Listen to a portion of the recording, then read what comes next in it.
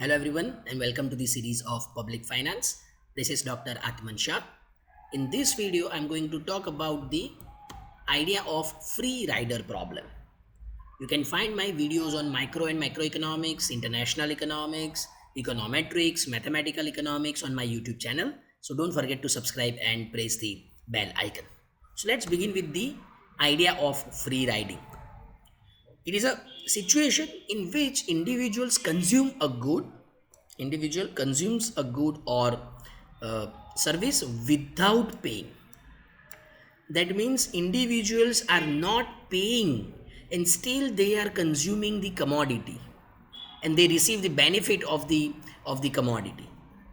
So this problem commonly arises in the case of public goods and because of its non-excludable nature. So we know that major characteristics of public goods are two: non-rivalry in consumption and non-excludability. And because of this non-excludability nature, we have the problem of free riding. So due to this non-excludability, some people choose not to reveal their willingness to pay. Since you cannot exclude people, they are not ready to pay. So people receive benefit regardless of payment. For example, national defense, clean air, street lights. So in this case, without paying any charges, without paying any price, consumers are consuming the commodity or the service, and this is because of the non-excludability of the public good. Now let's understand this with the help of this street lights example. Now street lights is non-excludable commodity or service. Once it is provided, we cannot exclude people or we cannot prevent people from using it, and therefore they cannot be excluded. Since they cannot be excluded, they are not ready to contribute. So sometimes residents may choose not to pay local taxes or maintenance charges because they know that even if we do not pay, we will get the benefit. So individuals still enjoy the benefits of better visibility and safety.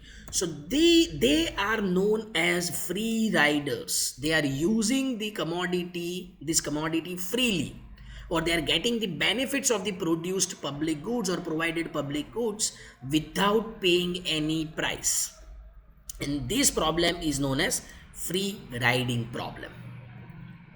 Now what happens? We have this conflict between individual incentives and social interest.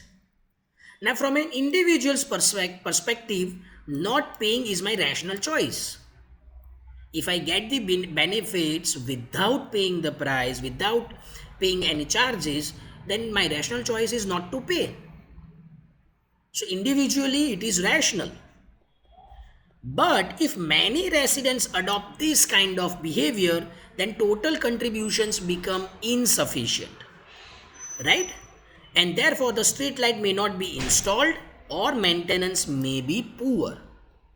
If all people work in the same manner, if they do not contribute, then we have the problem of this poor maintenance or uninstalled street lights. Now individually rational decisions sometimes leads to socially undesirable outcomes. So therefore we have the conflict between individual incentives and social interest. Now this can be explained with the help of this Olson paradox developed in 1965 in the logic of collective action. Now what does it mean? Free rider paradox shows the conflict between individual rationality and collective rationality. Individually, it is rational not to pay, but if all individuals act in the same way, then we have the problem of underfunding, or you may not have that particular public good.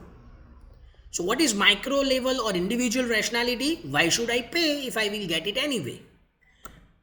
What is macro level or collective rationality? If everyone thinks that way, we all lose. So therefore we have this paradox. So this individual rationality sometimes leads to socially social chaos or suboptimal level of output or outcome. Now we have the problem of market failure. Private markets are unable to supply these public goods, like street lights, at socially optimal levels. Why?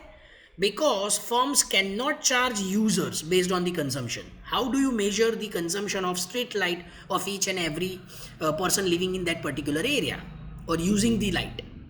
It is not possible. And if it is not possible, you cannot be, or the payment cannot be enforced. So in this case, firms face revenue losses. Since we cannot identify, or the private firms cannot identify the exact use of the user or consumer, the payment system market mechanism cannot be enforced, and therefore they withdraw from the provision.